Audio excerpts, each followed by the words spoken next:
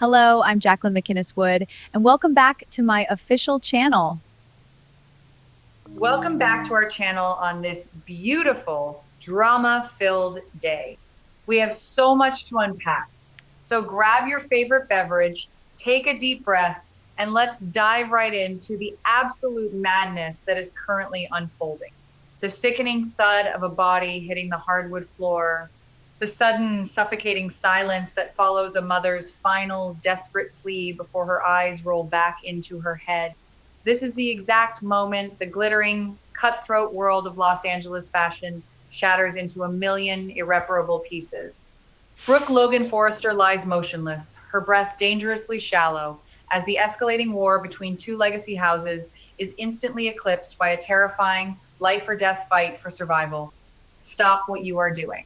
You guys, I am deceased.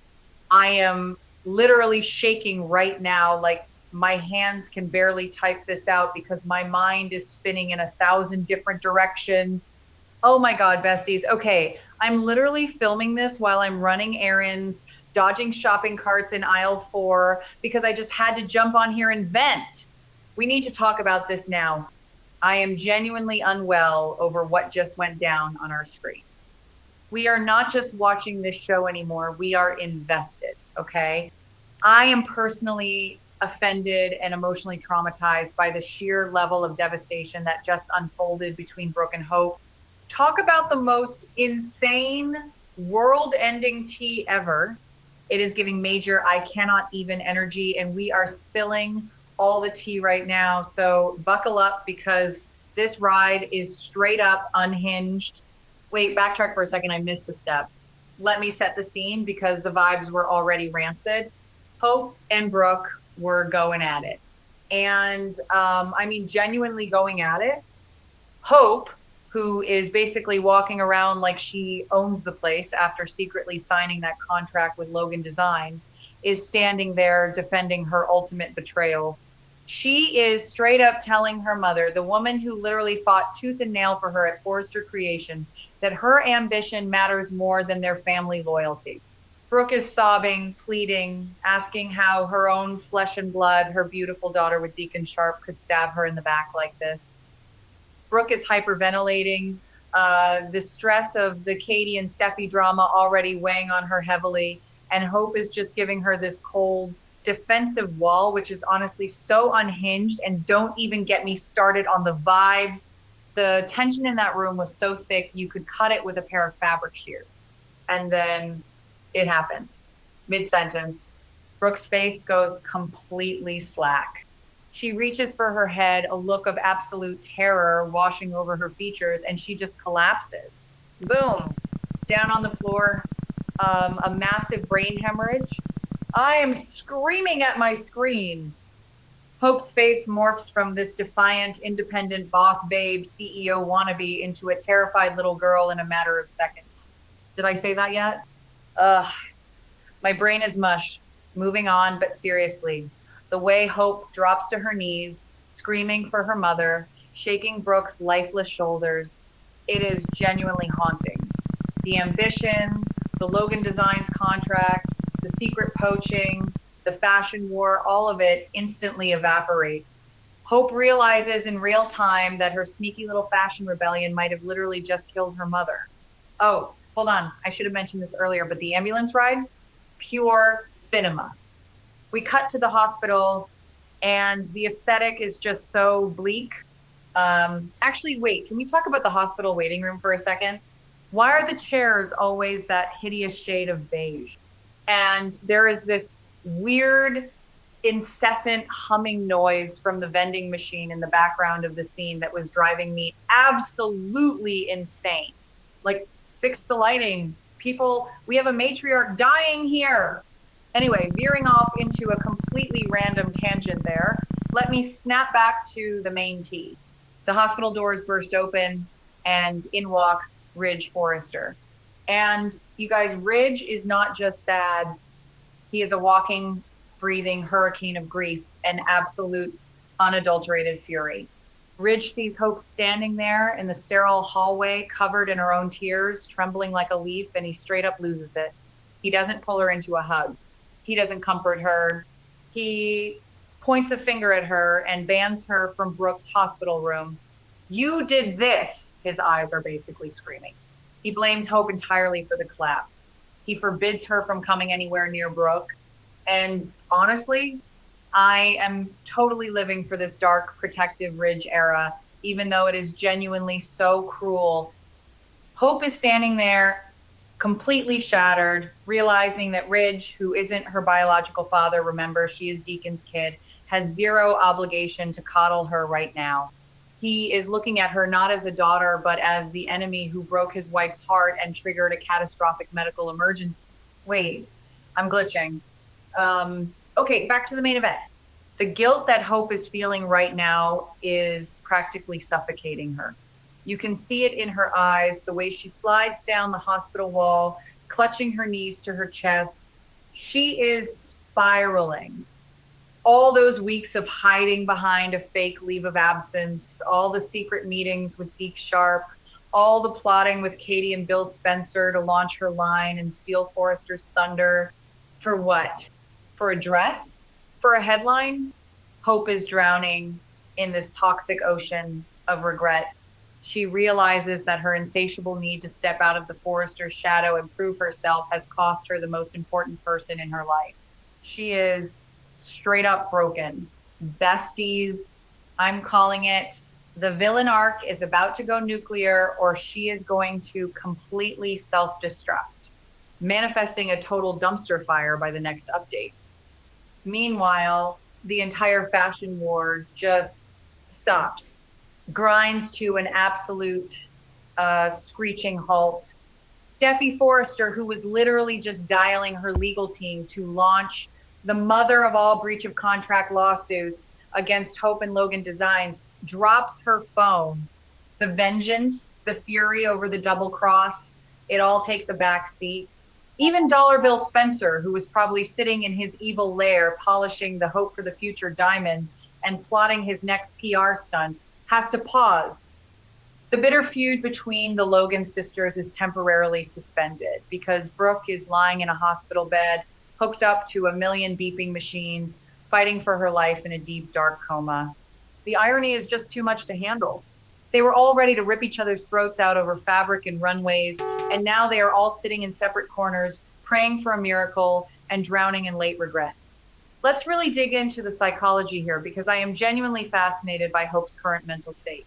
She has always been the good girl, the moral compass, the one who does no wrong. But recently, she has been making choices that are so wildly out of character, or maybe this is who she has been all along. Signing that contract with Katie, bringing Deke into the fold, letting her mother look like an absolute fool while planning her welcome back party at Forrester. It was a calculated, cold-blooded business move. And now the karma has hit her with the force of a freight train. Hope is sitting in that hallway, banished by Ridge, realizing that she is the architect of her own nightmare. The guilt is eating her alive, and she has absolutely no one to blame but herself. And don't even get me started on Ridge. He is pacing the floor like a caged lion.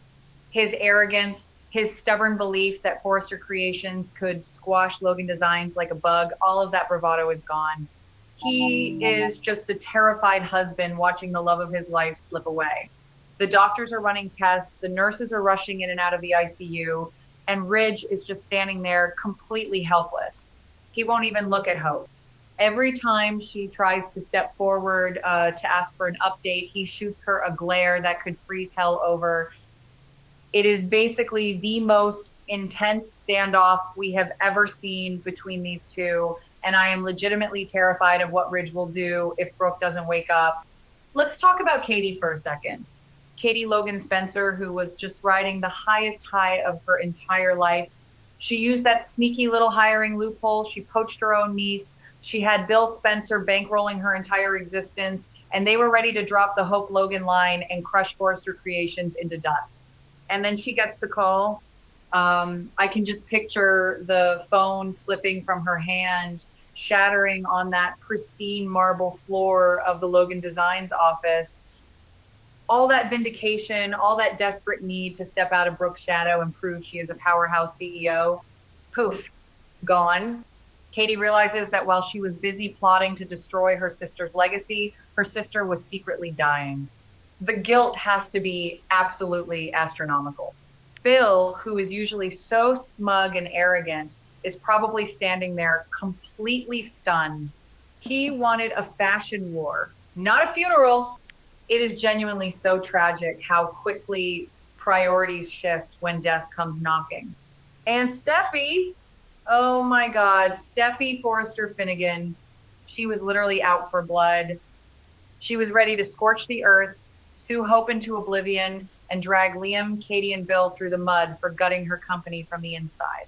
She saw Hope's move as a personal double cross, a malicious attack on her family's legacy.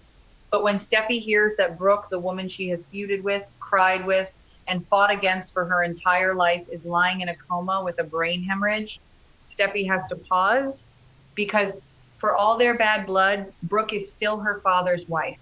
Brooke is still a Forrester matriarch in her own right. Steffi dropping her legal weapons and rushing to the hospital to support Ridge is going to be such a powerful dynamic shift. But will she show any grace to Hope? Absolutely not. If anything, Steffi is going to look at Hope and see the exact same selfish, destructive behavior she has always accused the Logans of having. Steffi is going to side with Ridge, forming this impenetrable wall of ice around Brooke's room, leaving Hope completely isolated in the cold. Wait, backtrack. I need to talk about the doctor's arrival because this is the moment that completely broke me. The doctor finally comes out of the ICU. His face is grim. You know, that look, besties, the soap opera doctor look where you just know the news is going to be absolutely catastrophic. Ridge rushes up to him, his voice cracking, demanding to know that Brooke is going to be okay. Hope is hovering in the background, desperate for a sliver of hope, praying that the brain hemorrhage was just a stress-induced fluke. But the doctor sighs. He looks Ridge dead in the eye and drops the biggest, most devastating bomb in the history of Los Angeles. Brooke doesn't just have a brain hemorrhage. The bleeding was caused by something much, much worse. The doctor reveals that they found a mass. Brooke Logan Forrester has brain cancer. You guys, cancer. I am literally hyperventilating. The hemorrhage was just a symptom of a massive, aggressive tumor, and she needs emergency surgery immediately if she is even going to survive the night. Ridge's knees practically buckle. The invincible Ridge Forrester, reduced to a sobbing mess in the middle of the hallway. The news echoes down the corridor, hitting Hope like a physical blow. She gasps, covering her mouth, the reality of the situation crushing whatever tiny bit of sanity she had left. This isn't just a coma. This is a fight against a terminal illness, and it requires immediate life-threatening surgery. Ridge is frantically signing consent forms, his hands shaking so violently he can barely hold the pen. Hope is sobbing hysterically, realizing that the stress of their argument might have exacerbated a condition Brooke didn't even know she had. The stakes have never been higher. The Logan and Forrester families are about to be tested in ways we haven't seen in decades. Will Brooke survive the surgery? If she does, will she ever be the same? And how on earth is Hope going to live with herself, knowing that her final conversation with her mother before this diagnosis was a screaming match about a fashion label? I am genuinely unwell. My mind is racing with theories. What if the surgery goes wrong? What if Sheila somehow finds out and uses this vulnerability to strike? I mean, Sheila is already terrorizing Taylor and Deacon. What's to stop her from causing more chaos? Did I say that yet? Ugh, my brain is mush. Moving on, but seriously, the ripple effects of this diagnosis are going to tear this entire canvas apart. Steffi might actually have to show some compassion to Hope, or maybe she'll use this to completely exile Hope from the family forever. Ridge is going to be unhinged. Bill might try to use his billions to fly in the best surgeons in the world trying to play the hero. It is going to be an absolute circus, and I am here for every single second of it. Okay, I have to wrap this up before I literally pass out from the stress. The image of Brooke lying there, the sound of the monitors, Ridge's devastating tears, and Hope's absolute banishment. It is cinematic perfection, but it hurts so much. We are witnessing television history right now, besties. The fashion war is dead, but the real battle for survival has just begun. We are on the edge of our seats, and I genuinely do not know how anyone is going to recover from this absolute tragedy. Will Brooke survive the emergency brain surgery, or will Hope's betrayal be her mother's final memory? Drop your wildest theories below, hit subscribe, and pray for a miracle before our next update. Thank you for watching my video. See you in the next videos. Please subscribe to my channel to see the latest videos.